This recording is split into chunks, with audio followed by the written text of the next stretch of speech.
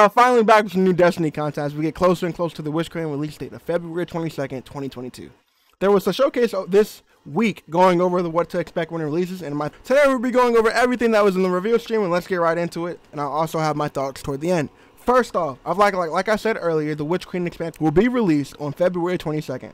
2022. The Lucent Brood have been given the ability to wield light by Savathûn herself, so expect Acolytes be using Blade Barrage, Wizards using Stormcaller, and Knights using Sentinel Shield, and maybe even more we haven't seen yet. It looks like we'll also have to destroy what looks like the Hive version of a ghost. In the trailer, the Guardian goes up to the ghost and crushes it in his hand. By the way, the ghost looks thick. I hope we get it on ourselves as a shell or something. From what it looks like, we'll be spending most of our expansion in Savathûn's Throne World. It gives me big open area Soulsborne vibes, with a big castle-like structure in the middle and a lush jungle swamp in the area below it, as well as a pyramid ship somewhere located in the area.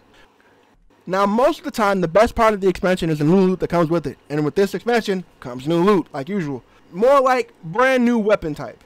The Glaive is a mixture of a melee weapon with powerful combos, but also can fire an elemental projectile and deploy an energy shield. Unlike other weapons in Destiny, the first time you get the Glaive, it's not a random drop. You have to craft it in the all-new crafting system. Weapon crafting gives you an all-new way to really build the weapon you want.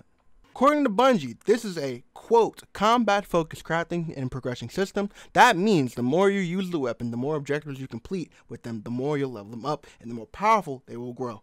End quote. It gets even better. At launch, you'll be able to craft all Throne World weapons, raid weapons, and seasonal weapons. They also have plans to add more craftable legacy weapons throughout the year. New and craftable legacy weapons throughout the year. With every expansion comes a new campaign, and this year's campaign is getting, quote, extra care and, quote, every mission will have its own unique fantasy, end quote. Like storming a castle or jumping into the depths of hell. They compared the Witch Queen campaign to the other standalone campaigns like Doom, Titanfall 2, God of War, and Halo, which gets me really excited to play, and I can't wait.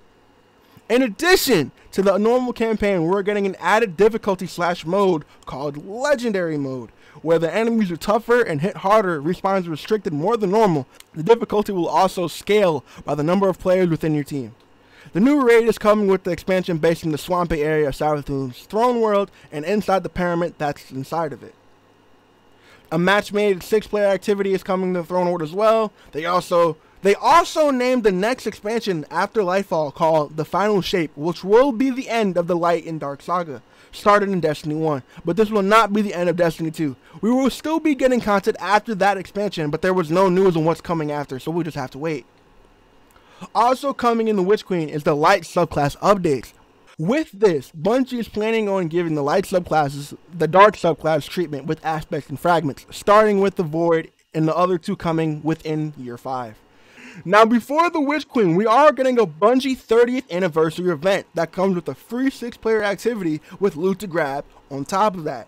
Now, if you get the paid edition of the event for $25, you get an exotic weapon, a new pirate-themed dungeon based in the D1 loot cave, 4 emotes, an exotic sparrow in a ship, 2 universal ornaments, a unique helmet ornament, as well as the beloved D1 weapons, Eyas Luna, and a 1,000-yard stare. The exotic weapon that was listed is the world-renowned Gjallarhorn. Yes, the one that we all screamed over when we got it. Yes, the Wolfpack round boss buster. That Gjallarhorn. The Gjallarhorn is back, looking just as sexy as it did in D1. According to the Bungie 30th anniversary website, it will be acquired from a quest and will also come with a catalyst. Did I mention the Darkness Thorn-themed armor set that comes from the dungeon looks like? There's just so much coming up soon and I can't wait to play it.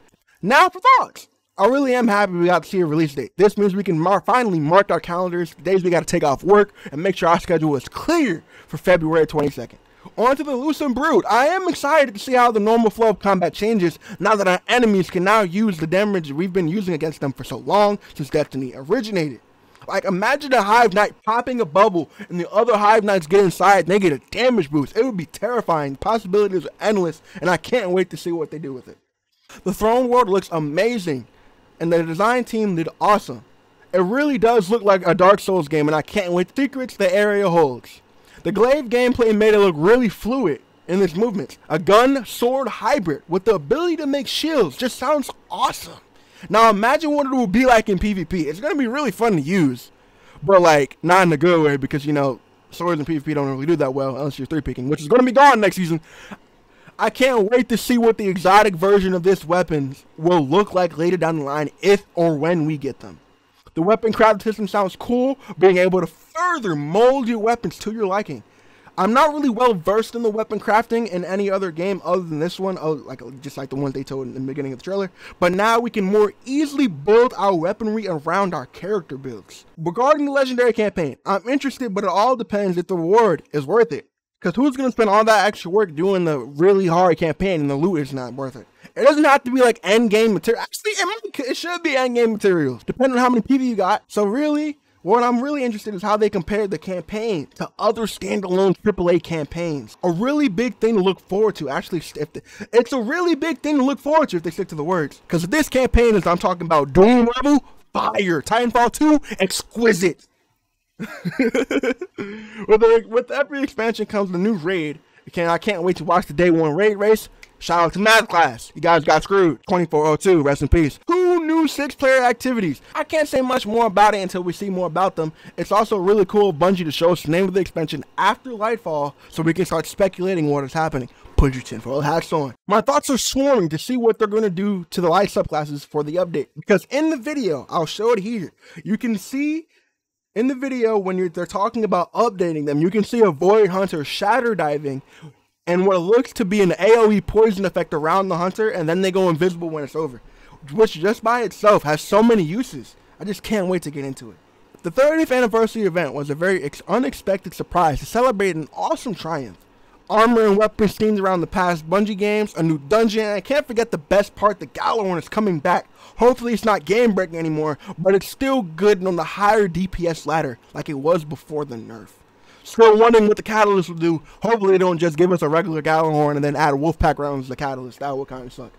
Anywho's, that's my thoughts on what happened in the freaking. I'm going off script for this. Anywho's, I hope you guys enjoyed the video. I appreciate you guys coming here, and I'm trying a new format of video making. I'm really trying to push this. So I'm having a lot of fun. Great day today. Having a good one. I hope you guys enjoyed the video once again. I'm going to try and upload again for Friday. I'm really sorry this is late. I should have had this out way earlier, but I did want to stay on my schedule, and I've been pushing myself with videos recently. So I'm working on a video every week, and the music video, which is taking way longer than I thought it was going to be. So I'm sorry, y'all. It'll be out soon, as soon as I can have it out. So I appreciate everybody being here. Thanks for stopping by. Peace.